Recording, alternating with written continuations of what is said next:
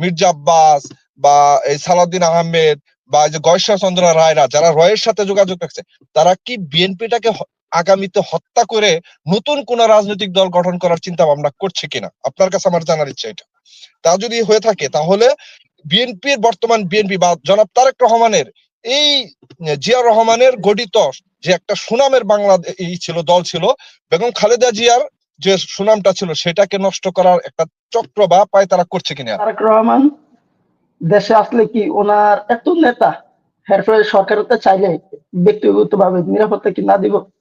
ওনারা আসতে দেন। এক নম্বর হচ্ছে মির্জা ফখরুল। একবার আমার যা কর না কর নাম ধরে ব্যক্তি মনে করেন রামবাবুরা ওনারা আইতে দেন। আর তারেক রহমানের দ্বারা একটা সুযোগ আছিল জিয়াউর রহমানের প্রতিচ্ছবি হওয়ার, কিন্তু কইতে দেন নাই মির্জা ফখরুল ওরা বড় বড় নেতারা। আর দ্বিতীয় নাম্বার প্রশ্ন হইলো ইস্টাক। ইস্টাকের জনপ্রিয়তা কিন্তু মির্জা ফখরুল তো বেশি, কিন্তু এই একটা ফাতের না, মানে ওই যে কেমন জানি অটোপাস মেয়র বানাইতে গিয়া ইস্টাকের জনপ্রিয়তাটা খুঁজলে মির্জা ফখরুলের। আর একটা প্রশ্ন ভাই, এক সেকেন্ড ভাই, এক সেকেন্ড। আর ওই যে রোহিঙ্গা কথা করলো যে ভাই, এটা কথা ভাই বাংলাদেশে ঢুকছে রোহিঙ্গা খেদাইতে হলে যুদ্ধ সারা জীবনও খেদাইতে পারবো না। এলা যে সরকারে হয় মরতে হল না মারতে হল, এটা সারা জীবনও রিটার্ন পাঠাইতে পারবো না। জি ভাই, ধন্যবাদ। ইয়াকুব খান বলেন। বিসমিল্লাহির রহমানির রহিম। জি, অসংখ্য ধন্যবাদ আনোয়ার ভাই, ধন্যবাদ আমার প্রিয় একজন আলোচক মারুফ ভাই। আসসালামু আলাইকুম। মারুফ ভাই, আপনার কাছে আমার একটু জানার ইচ্ছা যে তারেক রহমানের দেশে ফেরত নিয়ে আপনারা যে উদ্বেগ, যা আওয়ামী লীগ হত্যা করবে, আপনার কাছে আমার প্রশ্ন যে আওয়ামী লীগের চাইতে বেশি ক্ষতি বর্তমানে বিএনপির যে কিছু নেতা আছে তারা করবে কিনা? বিশেষ করে রঞ্জাত শাহ নামে একটা লোক আছে যিনি ভারতের রয়ের ফুল এজেন্ট এবং যিনি বর্তমানে সালাউদ্দিন সাহেবের ডাইনে বামে বিএনপির প্রত্যেকটা অনুষ্ঠানের মধ্যে উনি থাকছে, এবং কি উনি সেনা প্রধানের সাথে ভারতের একটা কি পূজার সাথেও জানি গিয়েছিলেন। রঞ্জিত সাহা ওনার নামটা মনে হয়, সম্ভবত একজাক্টলি আমার নামটা মনে আসছে না। তাহলে আমার প্রশ্ন হলো যে যে তারেক কি জিয়াউর রহমানকে যেমন হত্যা করা হয়েছিল, সেই রকম এই যে বিএনপির ভিতরে যায় এই রয়ের এজেন্ট বা ভারতের এজেন্ট যারাই আছে, বিশেষ করে আমি যদি বলি মির্জা আব্বাস বা এই সালাউদ্দিন আহমেদ বা এই যে গয়েশ্বর চন্দ্র রায়রা যারা রয়ের সাথে যোগাযোগ রাখছে, তারা কি বিএনপিটাকে আগামীতে হত্যা করে নতুন কোন রাজনৈতিক দল গঠন করার চিন্তা ভাবনা করছে কিনা? আপনার কাছে আমার জানার ইচ্ছা এটা। তা যদি হয়ে থাকে তাহলে বিএনপির বর্তমান বিএনপি বা জনাব তারেক রহমানের এই জিয়াউর রহমানের গঠিত যে একটা সুনামের বাংলা ছিল, দল ছিল, বেগম খালেদা জিয়ার যে সুনামটা ছিল সেটাকে নষ্ট করার একটা চক্র বা পায় তারা করছে কিনা? তারেক রহমান কেন দেশে আসে না? ডিসেম্বরের মধ্যে নির্বাচন। আসলে তারেক রহমানের চাইতে তো বর্তমানে জনপ্রিয় হয়েছে পিনাকি ভট্টাচার্য আর ইলিয়াস হোসেন। ওরাই তো আসলে মনে হয় দেশের হর্তাকর্তা বা ওরাই দেশের মালিক মনে হইতেছে। তা ওরা কেন দেশে আসে না? ওইটা আপনার ওইটা মনে হতে পারে, কিন্তু তারা তো রাজনৈতিক দলের প্রধান নয় যে তাদের দেশে আসতে হবে। রাজনীতি তারা চালায়, রাজনৈতিক বাংলাদেশের দলের রাজনীতি। প্রধান উনি দেশে আসেন না কেন সেটা হচ্ছে আলোচনা। রাজনীতি বর্তমানে তারা চালায় ভাই, ইলিয়াস না আসলেও কিছু মনির আসে ভাই। যায় না, বাট তারেক রহমান যদি দেশে আসেন অনেক পরিবর্তন হবে, বিএনপিরও হ্যাঁ পরিবর্তন অবশ্যই, হবে, দেশের ইনশাল্লাহ রাজনৈতিক প্রেক্ষাপট পরিবর্তন হবে। ইনশাল্লাহ সে আসবে, ইনশাল্লাহ সে আসবে। কিন্তু পিনাকি এন্ড ইলিয়াস, সো পিনাকি আর ইলিয়াসের সাথে আমার মনে হয় না তারেক রহমানের তুলনা হতে পারে। কিন্তু পিনাকি তো এখন বর্তমানে সরকার চালায়। পিনাকি খলিলুর রহমান পিনাকির গুরু, তাকে নিয়োগ দেওয়া। চালাতে পারে, সেটা চালাতে পারে, বাট আমরা বিএনপির বিষয় এবং তারেক রহমান সাহেবের বিষয় নিয়ে কথা বলছি। পিনাকি কেন আসে না, উই ডোন্ট কেয়ার। জি বলেন।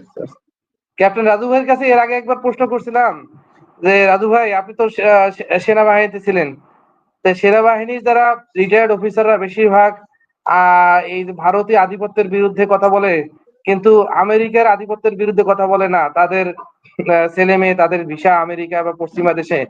আপনারা এই কারণে কি আমেরিকার বিরুদ্ধে বা পশ্চিমাদের আধিপত্যের বিরুদ্ধে কথা বলেন না, না কি কারণে? সেটা এর আগে একবার প্রশ্ন করছিলাম, মারুফ ভাই উত্তর দেন নাই, উত্তর দিয়ে যাবেন। আর বর্তমানে যে ডিসেম্বরের মধ্যে নির্বাচন, আজকে 30টা দলের মধ্যে 3টে দল বাদে বাকি সব দল ডিসেম্বরের বা তার আগে নির্বাচন চাইলো। আসলে সেই ব্যাপারে মারুফ রাজু ভাইয়ের বক্তব্যটা কি? যে মানুষ বেশিরভাগ নির্বাচনমুখী, 16-17 বছরে মানুষ নির্বাচন পায় না, এখন ওই হাসিনার মতো শুধু উন্নয়ন উন্নয়নের গান, আর এখন শুধু সংস্কার সংস্কারের কথা বলা মানুষের ভোটাধিকার হরণ করা, এটা আসলে কতটা যুক্তিসঙ্গত? মারুফ রাজু ভাইয়ের কাছে ধন্যবাদ এটাই আমার প্রশ্ন। ধন্যবাদ। মামুন মামুন সাহেব আনমিউট করেন। হ্যাঁ তারেক ভাই, আপনাদের মতো দর্শক থাকলে আর আপনাদের মতো মানুষ থাকলে বাংলাদেশ কখনোই উন্নত হবে না। আপনি আমেরিকার সাথে বাংলাদেশের তুলনা করবেন, যারা আজকে পরাশক্তি, যাদের প্রযুক্তি সারা বিশ্বের উপরে, প্রযুক্তির বলে যারা সারা বিশ্ব পরোক্ষভাবে শাসন করতেছে, আজকে বাংলাদেশের শাসনের যদি হিসেব নিকাশ করেন, এখানেও ওই আমেরিকার আধিপত্য হচ্ছে। এই আধিপত্যকে ভাঙার জন্য আমাদের যে বিষয়গুলো একান্ত জরুরি, সেটা হচ্ছে মেধা, শক্তি, সামর্থ্য, এগুলো ধীরে ধীরে অর্জন করতে হবে। এর মাধ্যমে আস্তে আস্তে আমরা আধিপত্যশীল হব। কিন্তু ভারতের আধিপত্যকে কেন আমরা বিশ্বাস করি না? এটা হচ্ছে আমাদের স্বাধীনতা সার্বভৌমত্বের একটা হুমকি। এই জন্য এই আধিপত্যকে আমরা বিশ্বাস করি না। আজকে পরোক্ষভাবে সারা পৃথিবীতে আমেরিকার একটা দৌরত্ব আছে, এই বিষয়গুলোকে অর্জন করতে হবে। আপনি যদি শেখ হাসিনার মতো কথা বলেন যে আমরা আমেরিকার বিরুদ্ধে স্যাংশন দেব, এরকম তা হলে বাংলাদেশকে আপনি ভালোবাসতে পারবেন না। যদি আপনি বাংলাদেশকে ভালোবাসতে চান, তাহলে আপনার প্রজ্ঞা, মেধা, জ্ঞান দিয়ে এই বিষয়গুলোকে অবলোকন করতে হবে। আমি স্বেচ্ছাচারিতার বলে কোনো কথা বলতে পারি না, আমি বিশিষ্ট হতে পারি না যদি আমার বিশিষ্টর খেতাবটুকু না থাকে, গুণটুকু না থাকে। আমি প্রকৃত মুসলমানও হতে পারবো না যতক্ষণ পর্যন্ত আমার মুসলমানিত্ব অর্জন না হয়। আমি বাংলাদেশি ততক্ষণ পর্যন্ত হব না যতক্ষণ পর্যন্ত বাংলাদেশের প্রতি আমার ভালোবাসা থাকবে না। আজকে এরকম ভাবে যখন আমরা দলগত বিষয় নিয়ে আমাদের জ্ঞান বিবেক সবগুলান বিসর্জন দেই, যারা দল করে না এরা নিরপেক্ষ হয়, এরাই জ্ঞানী হয়, আর এরাই দেশকে সবচেয়ে বেশি ভালোবাসে। আমেরিকার সাথে বাংলাদেশের তুলনা করেন, কি কি আপনি মানুষ! স্যার, ক্যাপ্টেন স্যার, আপনাকে একটা প্রশ্ন করি। আমাদের এই মানুষগুলাকে একটু উপদেশ দেওয়ার জন্য আপনার সক্ষমতা দরকার আছে। আপনি যদি ভালো করে উপদেশ দেন, বিএনপির মানুষগুলো বুঝবে, না হলে আমরা আবার একটা ধোকার মধ্যে পড়বো। ধন্যবাদ সবাইকে। জি ধন্যবাদ। আবু মুসা, আজকে আবু মুসা আনমিউট করেন, বলেন। ধন্যবাদ প্রিয় সঞ্চালক এনামুল হক মুনির ভাই আমাকে সুযোগ দেওয়ার জন্য। উপস্থিত আছেন ক্যাপ্টেন রাজু স্যার, আসসালামু আলাইকুম ওয়া রাহমাতুল্লাহি ওয়া বারাকাতুহু। আজকে যে বিষয়টা আপনি নিয়ে আসছেন, তারেক রহমান কেন দেশে আসে না, তো আমি এই বিষয়টা নিয়ে ক্যাপ্টেন রাজু স্যারের কাছে একটা বিষয় জানতে চাই। আপনি হয়তো ইতিমধ্যে দেখেছেন আমাদের বাংলাদেশে সুব্রত বাইন গ্রেপ্তার হয়েছে। এটা অনেকগুলো মিডিয়া বা পোর্টাল নিউজের মধ্যে আমরা দেখতে পাচ্ছি যে তারেক রহমানকে হত্যার একটা পরিকল্পনা ছিল সুব্রত বাইনের মাধ্যমে। তাহলে এই বিষয়টা আপনার কতটুকু নলেজ আছে বা এর সত্যতা কতটুকু আছে, এটা নিয়ে যদি আপনার কোনো নলেজ থাকে এটা নিয়ে একটু শেয়ার করবেন। একটা বিষয় বলতে চাচ্ছি যে বর্তমান আমাদের বিএনপির মহাসচিব মির্জা ফখরুল ইসলাম আলমগীর, উনি বিএনপির সুখে দুঃখে আমরা সবসময় দেখতে পেয়েছি, কিন্তু বর্তমান রাজনীতির কান্তি লগ্নে এই গুরুত্বপূর্ণ একটা সময়ে কিন্তু আমরা উনাকে হঠাৎ করে কেন আড়াল হয়ে গেল রাজনীতি থেকে, উনাকে কেন দেখতে পাচ্ছি না।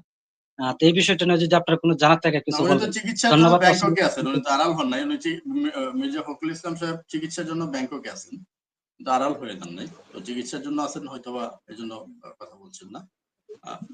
আজল ইসলাম সাহেব বলেন। আসসালামু আলাইকুম রহমতুল্লাহ। অনেক ধন্যবাদ আমাকে সুযোগ দেওয়ার জন্য।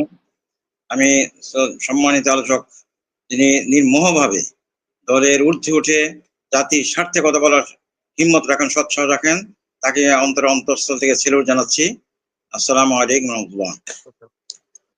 আমি এই বিষয়টা সম্মানিত আলোচক মারুফ সাহেবের কাছে আমি জানতে চাচ্ছি যে সেটা হলো যে এই যে তড়িঘড়ি নির্বাচন চাচ্ছে, ডিসেম্বরের নির্বাচন হতে হবে, তাহলে এই যে 2000 প্রাণ গেল, 35,000 পঙ্গু হলো, এই যে মানুষ বিপ্লবের জন্য রাস্তা নামলো, তো এই যে একটা সুযোগ আমাদের ছিল এই সমস্ত প্রতিষ্ঠান ধ্বংস করে দিয়ে ফ্যাসিজম প্রতিষ্ঠা, সেটা সংস্কার না করে, সিস্টেম ডেভেলপ না করে এইটাই যদি একটা নির্বাচন হয়ে যায়, তাহলে কি সে আগের গতানুগতিক রাজনীতি যে কিছু বিনিয়োগ এবং লুটপাট, এবং ইতিমধ্যে আমরা সবাই জানি যে ফ্যাসিস্ট হাসিনা তার দোসরদেরকে এই দলীয় দেশের সেই বিরোধী দলের নেতারাই বর্ডার পার করে দিয়েছে।